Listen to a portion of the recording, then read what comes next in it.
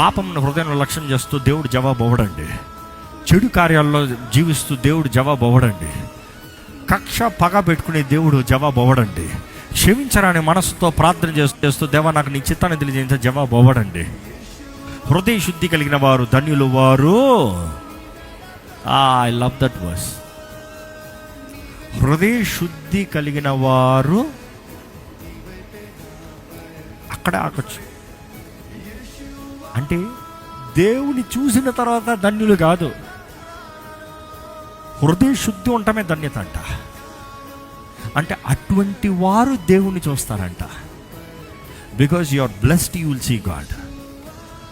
Not after I see God I'm blessed. మన policy ఎట్లా ఉంటుంది? దేవుడు నీ హృదయంలో క్షమించే మనసు కలిగి ఏ లోపమో, ఏ మచ్చ, ఏ పగ, ఏ కక్ష, ఏ ద్వేషమో, వారట్లా అన్నారు, వీరిట్లా చేశారు, వారట్లా మాట్లాడారు, వీరిట్లా పని చేశారు. స్టాప్. హృదయ శుద్ధి. క్లియర్. ఎంత ఫాస్ట్ క్లియర్ చేస్తా క్లియర్ చేయి.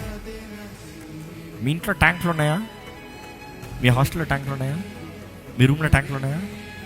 ఎప్పుడైనా క్లీన్ చేస్తారా? క్లీన్ చేయకుండా అట్టే పెట్టారు సంవత్సరం అంతా, ఏమవుతుంది? గజ్జొస్తుంది, స్కిన్ ఇన్ఫెక్షన్ వస్తాయి. నాకు టైం లేదని చెప్తే ట్యాంక్ ఆటోమేటిక్గా క్లియర్ అయిపోతుందా? నీ హృదయంలో కూడా చాలా వెళ్తున్నాయి, చాలా బయటకు వస్తున్నాయి.